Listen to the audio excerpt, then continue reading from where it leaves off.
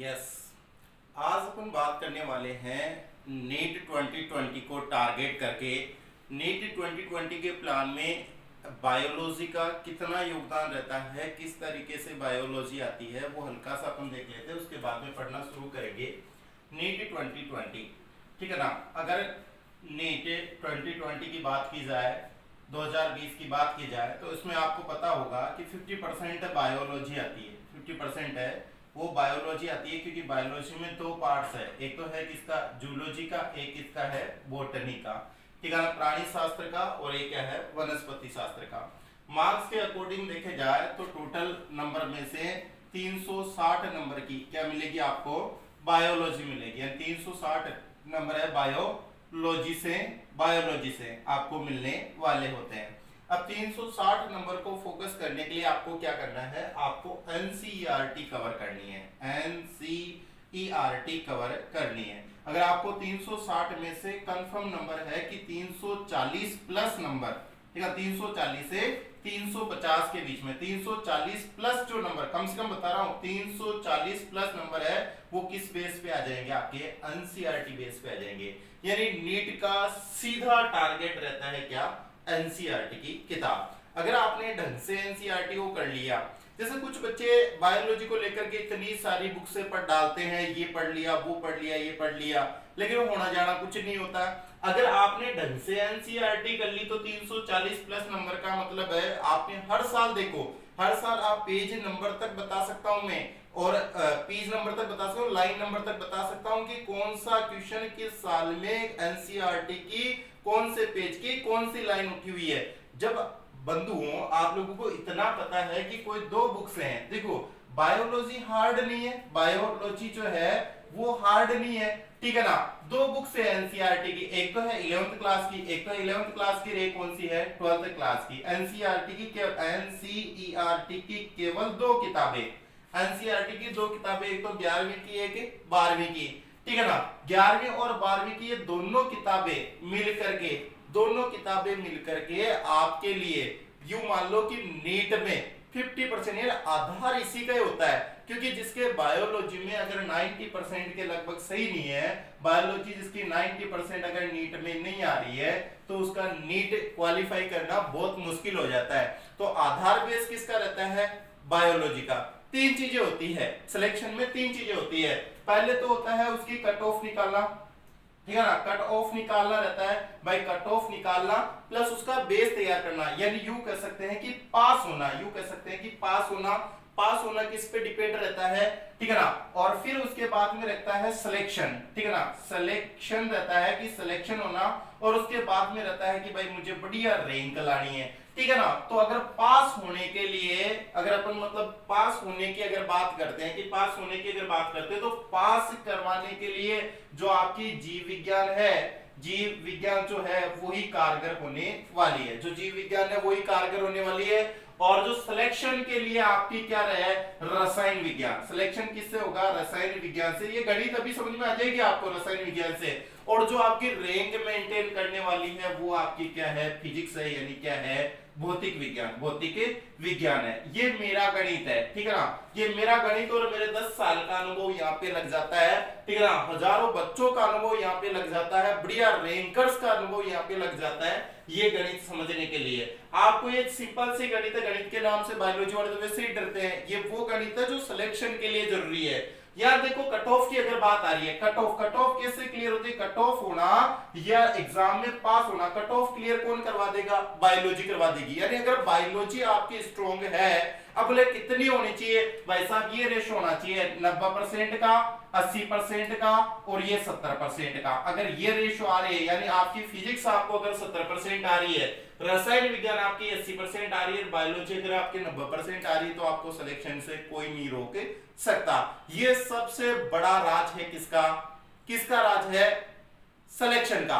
और सिलेक्शन में भी देखो बेटा, यहाँ पे देखो जीव विज्ञान आपकी 90% करने के लिए केवल छोटा सा मटेरियल लेना, आपको केवल छोटा सा दो छोटी छोटी बुक्स है एनसीईआरटी की, और ज्यादा कुछ करना ही नहीं है। कि क्यों, देखो मैं बताऊं आपको कि आपके लिए ये है कि आपको यूं कहा जाए कि आपको जैसे मान लो कि 100 रुपए अचीव करने हैं, 100 रुपए में से कह दिया कि 90 रुपए ठीक है ना।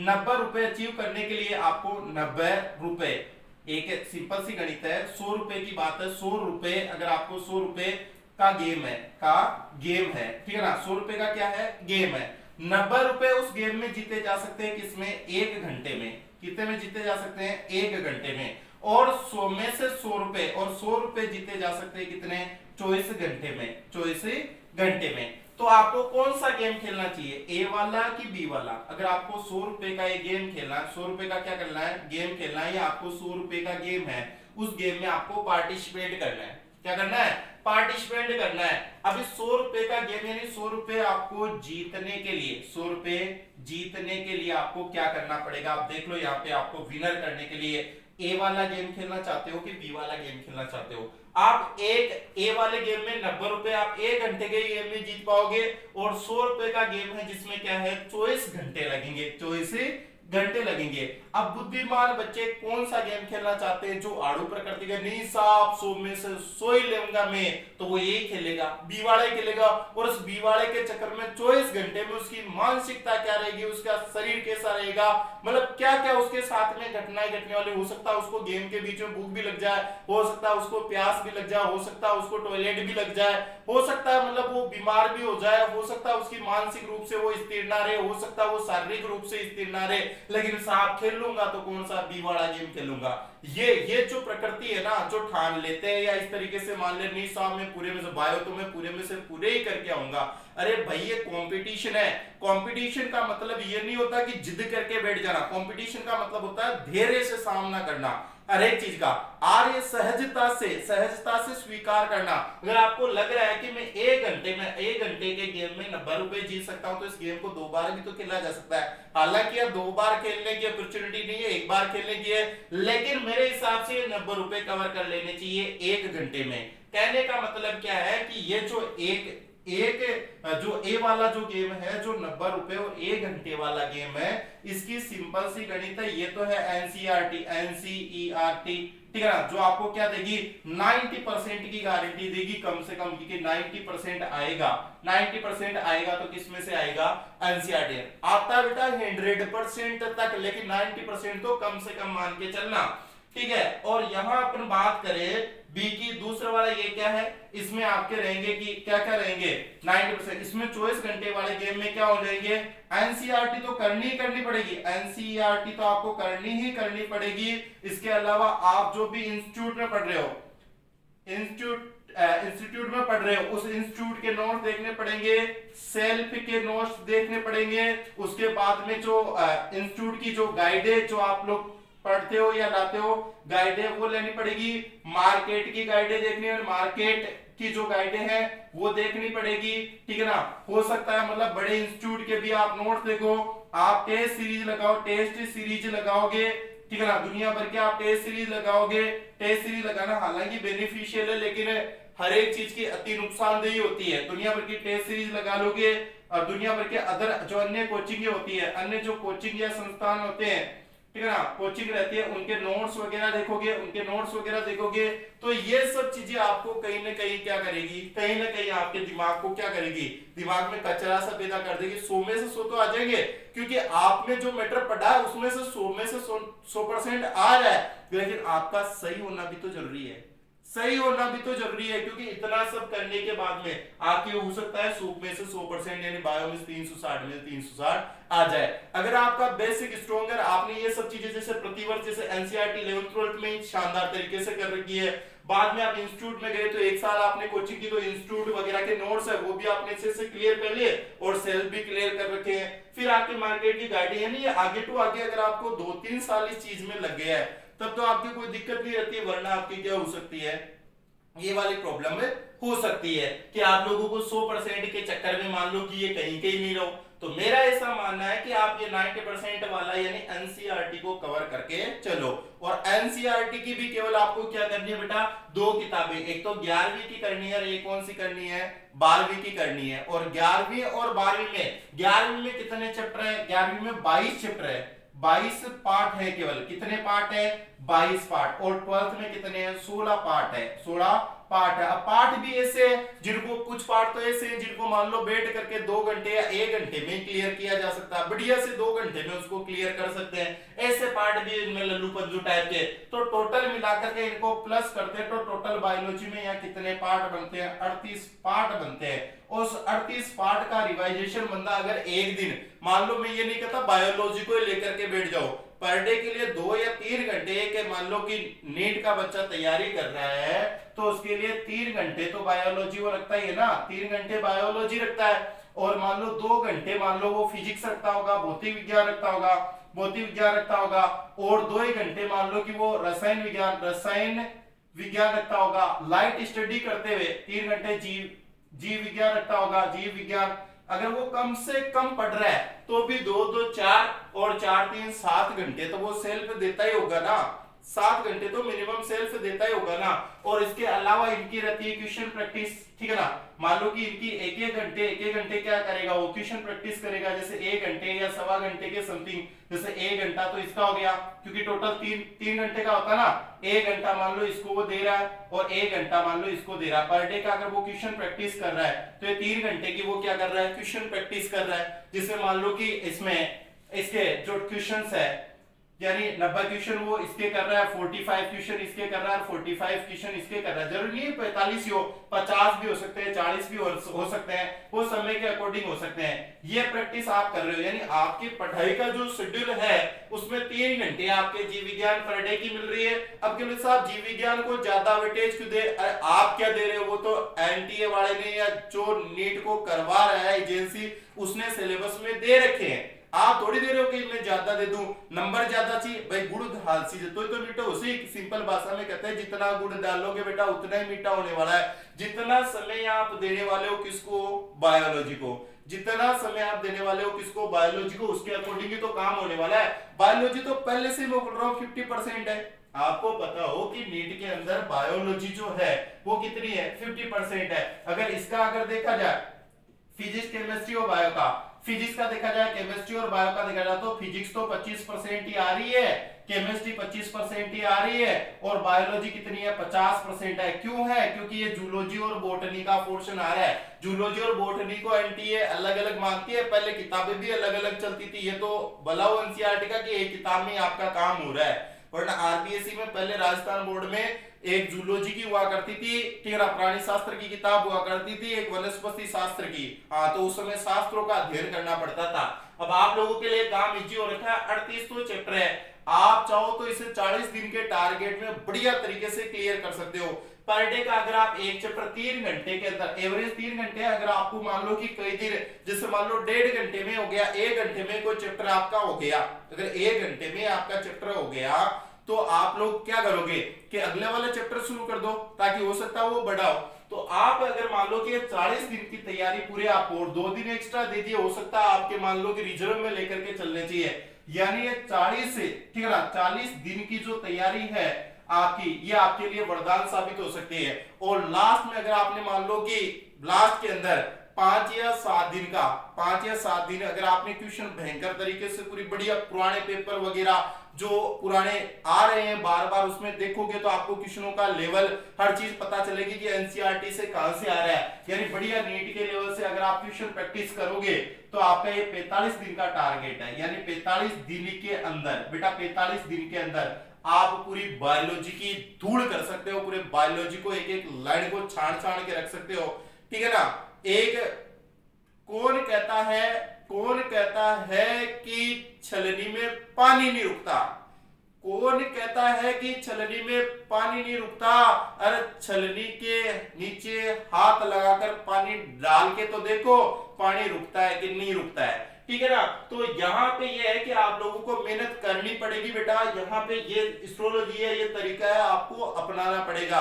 और गांव के अगर आप देसी बॉयज हो, अब बोले देसी गर्ल्स भी है क्या, भाई देसी गर्ल्स भी है तो आपको कोई दिक्कत नहीं है। ये जो तरीका है ना, ये पेटेंट इलाज है नीट का, और नीट क्वालिफाई करने की बढ़िया रणनीति है। आप लोग नीट के अलावा भी अदर जो एग्जाम है, जैसे मान लो कोई कहे मैं आईसीआर की करूं, तो अरे भाई आईसीआर में भी सेम एजेंसी है, सेम तरीका है, सेम बुक्स है, तो वो भी इसी को अपना सकता है। कि आईसीआर वाले बच्चे, अगर एग्रीकल्चर वाले बच्चे इस वीडियो को देख रहे हैं तो वो लोग क्या कर सकते हैं, सेम तरीका अपना सकते हैं, क्योंकि आईसीआर के अंदर ही एनसीईआरटी आती है और वही एजेंसी जो नीट करवाती है एनटीए वही करवा रही है, ठीक है ना, नेशनल टेस्ट एजेंसी वही करवा रही है, इसको आईसीआर को भी वही करवा रही है, तो पेपर सेटर भी मिलते जुलते होते हैं, ठीक है ना। तो आप लोगों को यही तरीका अपनाना है बायोलॉजी की पकड़ बढ़ाने के लिए, क्योंकि बायोलॉजी में आप लोगों को सिंपल सी मैंने बता दी कि ये 3 घंटे, फिर से समझा देता हूं कि एनटीए 2020 का टारगेट में ये 3 सब्जेक्ट आते हैं, फिजिक्स, केमिस्ट्री और बायोलॉजी।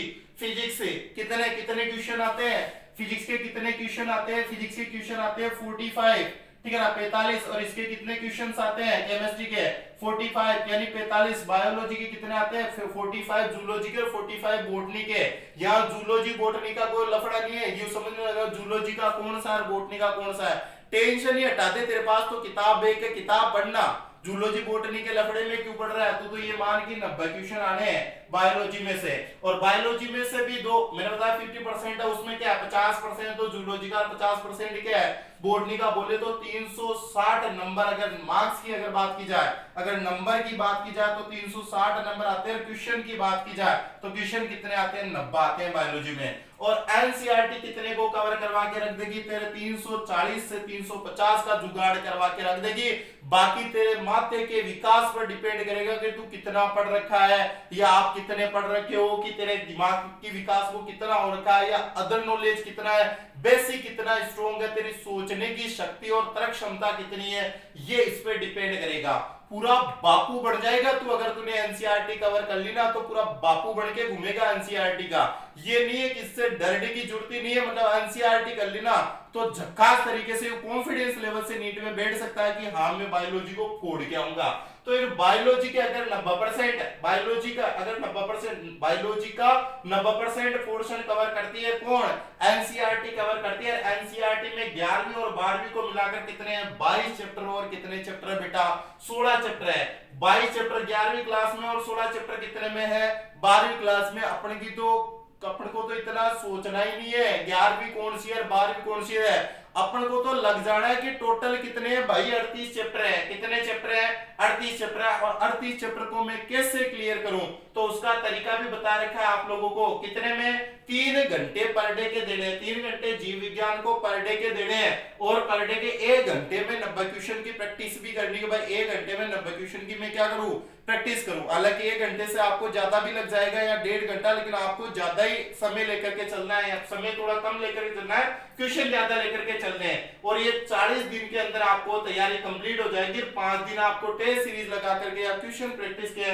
यानी 45 दिन के प्लान में आप क्या कर सकते हो नीट की तैयारी कर सकते हो, जिससे आपका क्लेरिफिकेशन बहुत बढ़िया तरीके से हो जाएगा। अगर आपका बेसिक स्ट्रॉन्ग है तो बायोलॉजी को लेकर के आपके कोई दिक्कत नहीं आने वाली है, तो ये 45 दिन यूं मान के चलो कि आपके लिए गोल्डन साबित हो सकते हैं, वरदान साबित हो सकते हैं। अब बोले साहब मैं 45 में आपने कहा सर ये 340 नंबर का ही काम क्यों करूं, मैं तो 360 में से 360 नंबर लेके आऊंगा, अरे भाई डट टू, ठीक है ना, 360 नंबर का दे गेम खिला के बताता हूं, ये एक गेम बना रखा है अगर जीतने का, कौन सा गेम है 100 रुपए का गेम है, मैंने उधार लिया 100 रुपए का गेम है, इस गेम में दो स्टेप है, एक तो स्टेप क्या है कि ये कौन से दोनों में से एक स्टेप खेलने तेरे को, पहला स्टेप तो क्या है कि अगर मान लो तू 1 घंटे का गेम खेल रहे और 1 घंटे में कितने रुपए हासिल किए जा सकते हैं 90, और दूसरा जो स्टेप है उसमें क्या है कि 24 घंटे के अंदर 24 घंटे लगने वाले हैं और तुझे 100 में से 100 रुपए मिल जाएंगे गेम में,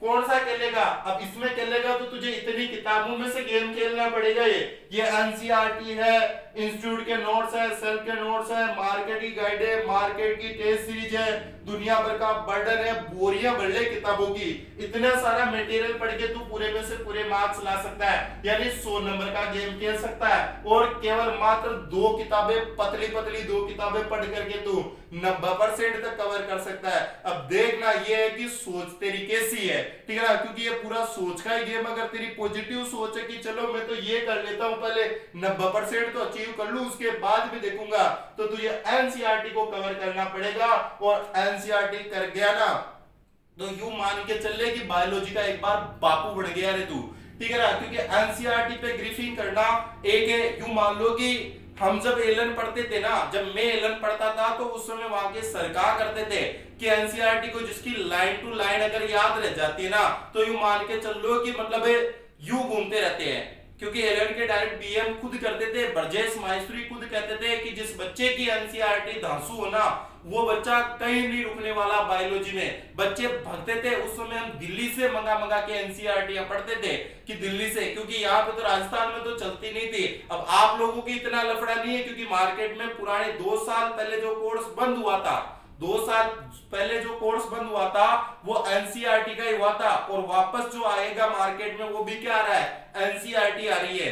मैं राजस्थान की क्या स्थिति है वो तो आप लोगों को पता है कि बोर्ड ने किस तरह कितनी त्रुटियों के साथ में बुक्स प्रेजेंट की थी, वो ज्यादा चल भी नहीं है, एक अनलिमिटेड सिलेबस डाल दिया, कोर्स ही कंप्लीट नहीं हो रहा है। तो ये सब इश्यूज रहे थे, आप लोगों को इसमें नहीं फंसना है, इस कचरे से बाहर निकलो और एनसीईआरटी का अध्ययन करो। क्योंकि मेरा आज 10 साल से यही वाक्य चला है कि घर में गीता, बाइबल, कुरान हो या ना हो, लेकिन एनसीईआरटी जरूर रखना जरूरी होता है। बायोलॉजी की एनसीईआरटी रख करके माथे पे रख के घूम ले बेटा, क्योंकि बायोलॉजी की अगर एनसीईआरटी है तो वो एनसीईआरटी तेरे लिए क्या काम करेगी, कंपटीशन फाइट करने का काम करेगी।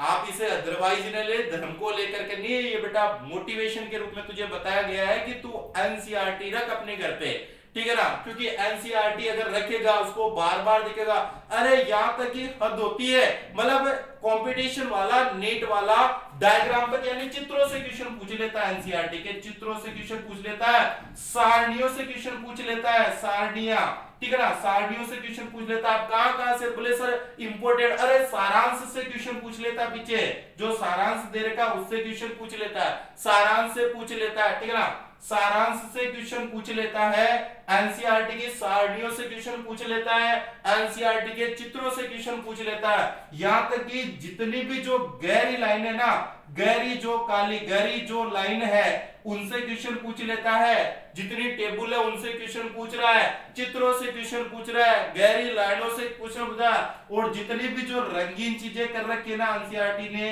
रंगीन, अगर उनको बढ़िया तरीके से कर लिया तो आपकी दुनिया रंगीन हो जाएगी रे गजवा।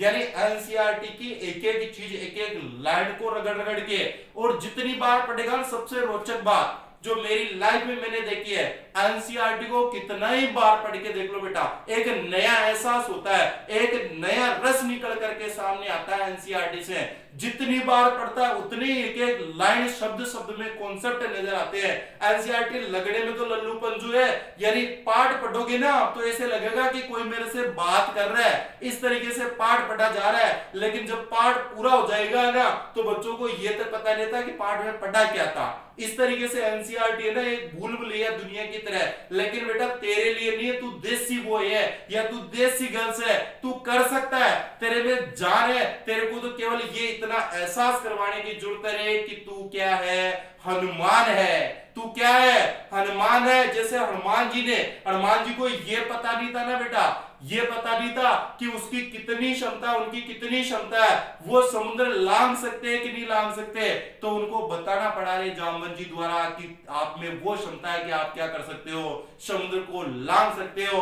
तो मैं उसी काम को करने के आया हूं, जामवंत जी बनकर के आपकी क्षमता जगाने आया हूं, क्योंकि आप लोग देसी बॉय हो, आप लोग कर सकते हो, और प्रॉब्लम आती है तो मेरे से डिस्कस कर सकते हो, मेरे व्हाट्सएप पे कांटेक्ट कर सकते हो। यहाँ पे मतलब लॉकडाउन की पालना करते हुए इंस्टीट्यूट पे भी आप क्या कर सकते हो, संपर्क कर सकते हो, या किस तरीके से आपको करना उसमें पूरा योगदान दूंगा आपको। लेकिन आपको एनसीईआरटी की पूरी तैयारी करके चलनी है, यानी जब तक एग्जाम आगे हो रहे, ये आपका भाग्य है। जो नए बच्चे 12th पास आउट हो रहे हैं उनके लिए वरदान साबित हो रहा है। हो सकता है मेरे पुराने जो बच्चे हैं जो साल भर तैयारी कर रहे थे उनको हल्का सा दुख हो रहा है, या मान लो कि इस तरीके से हो रहा है कि यार अब मैं क्या करूं, एग्जाम दो। अरे टेंशन किस बात की, टेंशन लेने की नहीं है, टेंशन देने का। यहाँ पे तो लफड़ा ही नहीं, यहाँ पे तो क्या हो रहा है, आपको और मौका मिल रहा है। कुछ बच्चे कहते हैं सर थोड़ा सा मौका। आप सोचो, आपने 12th का एग्जाम दिया, 10th का एग्जाम दिया, उस समय आपके दिमाग में क्या रहा था, क्या मैं थोड़ा सा, यार मेरा 70-72% 75%। और यार मैं तो पढ़ा ही नहीं था। अब जब तू पढ़ा ही नहीं था और तेरे कितने नंबर आ गए थे, 70-72 नंबर आ गए थे किसी सब्जेक्ट में, या परसेंटेज आ गए, सोच अगर तू पढ़ लेता तो। बहुत सी बार नहीं लगता कंपटीशन में बैठते हैं, या मान लो कि इस तरीके से बोर्ड के एग्जाम बैठते हैं, तो ऐसा नहीं लगता यार ये क्वेश्चन तो मैंने परसों ही पढ़ा था और ये क्वेश्चन मैंने उत्तर ही ढंग से नहीं सुना था, क्वेश्चन तो पढ़ा हुआ है। यानी पूरा पेपर उसी में से आता है जो आपका पढ़ा हुआ है। लेकिन करना क्या है, सही होना जरूरी होता है, उसका राइट आंसर आना जरूरी होता है। ये कंपटीशन है, तुझे मौका मिला है, निखार कर, बार बार उसको रिवाइजेशन में लगा। सोना तपता है ना, जितना ज्यादा तपता है ना सोना, उतना ही ज्यादा उसमें क्या आता है, प्योरिटी आती है, शुद्धता आती है। आप में भी अगर शुद्धता लानी है आपको, आप में भी अगर प्योरिटी लानी है आपको, तो आपको क्या करना पड़ेगा, रे तपना पड़ेगा, जर्रे जर्रे से तपना पड़ेगा। ये मान के चले, एक बीज को देख, एक बीज को विशाल पेड़ बनने के लिए, एक हरा भरा बनने के लिए, अरे छोटे से बीज को यूं हाथ में पकड़ लू ना तो कोई कह नहीं सकते। मैं 10 बीज हाथ में पकड़ के घूमू तो मैं यूं कहूं ना मैं 10 आम के पेड़ लेके घूम रहा हूं, कोई यकीन नहीं करेगा। अगर ये बीज मान लो इतना सा बीज सोच ले कि मैं इतना बड़ा पेड़ कब बनूंगा, अरे वो बन सकता है, वो कब बन सकता है, जब वो उसका जर्रा जर्रा फूट करके उसमें से विशाल का वृक्ष निकल करके बाहर आता है। तो आप लोगों को यह ध्यान में रखना है, और कि आप लोगों को भी उसी तरीके से, भयंकर तरीके से, अल्डाट तरीके से, यूं कर सकते हैं देशी तरीके से जान लगा करके चालगार, यहाँ ये कोई युद्ध स्थल नहीं है, धैर्य के साथ में, पेशेंस के साथ। ये नहीं है कुछ बच्चे ये भी कर लेते हैं, साहब पहले दिन लग जाते हैं, अब तो सर ने कह दिया मैं अब बस पूरी किताब पढ़ के दम लूंगा, सर ने एक चैप्टर लिए कहा मैं 10 चैप्टर पढ़ के रख दूंगा, सुबह से शाम तक बायोलॉजी को लेकर के बैठ गए। ऐसे बच्चे वो ज्यादा लंबी दूरी तय नहीं करते। अरे खरगोश और कछुए वाली कहानी सुनी होगी, बचपन में वो सुनाई होगी, तो उसमें जीतता कौन है, खरगोश जीता है या कछुआ जीता है, जीता कौन है, कछुआ जीता है, खरगोश नहीं। कारण क्या रहता है, नियमितता होनी जरूरी है। और ये कहते हैं ना वास्तु शास्त्र में कछुआ रखना चाहिए, हाथों में लोग बाग पहन करके घूमते रहते हैं। अरे उसका अर्थ समझो, कछुए में क्या होता है, धैर्य होता है, पेशेंस होता है, झेलने की क्षमता होती है उसमें। तो आप लोगों को भी वो क्या करना है, आप लोगों को भी उसी तरीके से क्या करना है, पेशेंस रखना है, धैर्य रखना है, और संयमितता के साथ में, क्योंकि एक्साइटिंग उत्तेजना जरूरी है, उत्तेजना जरूरी है बेटा। उत्तेजना से काम हो सकता है, एक्साइटिंग से काम हो सकता है, लेकिन वो क्रिएटिव हो यानी क्रियात्मक हो, यह भी जरूरी है, साथ में उसमें पेशेंस हो, धैर्य हो, तो ये उससे भी ज्यादा जरूरी होता है। आप लोगों को क्या करना है, आप लोगों को धैर्य के साथ में क्या करनी है, तैयारी करनी पड़ती है। अरे भाई वो दूध मान लो कि कुछ कहते हैं कि मैं मूल्यवान कैसे बनूं, मेरी कीमत कैसे हो, अरे दूध ज्यादा महंगा आता है कि घी ज्यादा महंगा आता है, मुझे ये बताओ, दूध ज्यादा महंगा आता है कि घी ज्यादा महंगा आता है, महंगा कौन आता है, घी ज्यादा महंगा आता है। दूध 40-50 रुपए किलो मिल जाता है और घी 500 रुपए से भी, यानी उससे 10 गुना ज्यादा कीमत पे बिक रहा है क्या, घी। अब घी बनने के लिए अगर आपको भी ऐसे कीमती बनना है, तो कीमती बनने के लिए क्या करना पड़ता है, खपना पड़ता है। दूध का जर्रा जर्रा खपता है ना, दूध को 100 डिग्री सेंटीग्रेड तापमान में बेटा उबाला जाता है, उसका जर्रा जर्रा खपता है, तब उसके जर्रे जर्रे से निकलता है, क्या निकलता है, घी निकलता है। ऐसे नहीं है कि ये दूध हो गया, ले दूध को रखा सुबह तक उसमें से घी निकल गया, उसको बिलोना पड़ता है, उसको मतना पड़ता है, उसको कितना दुख पाना पड़ता है, तब जाकर के वो क्या बनता है, तब जाकर के उससे क्या बनता है, घी बनता है। यानी आपकी भी कीमत 10 गुना मूल्यवान। आप तो एक साधारण विद्यार्थी हो, लेकिन एक मेडिकल स्टूडेंट या एक एग्रीकल्चर यूनिवर्सिटी के किसी पूसा के या बड़े संस्थान के इंस्टीट्यूट के अगर विद्यार्थी बढ़ के घूमोगे ना, लोग बाजन जाओगे ना किसी समाज में या किसी फंक्शन में या कहीं बैठोगे या पड़ोसी बात करेंगे ना, तो यह छाती में बची डूबेगी उनके, ठीक है ना, क्योंकि वो बापू बन के घूमेगा, वो यूं कहेगा ना कि मैं एमबीबीएस कर रहा हूं, तो उनके दिमाग में आए भविष्य का डॉक्टर है, लोग बाग नजदीकियां बढ़ा देंगे, क्योंकि उनको पता है कि ये क्या है, भविष्य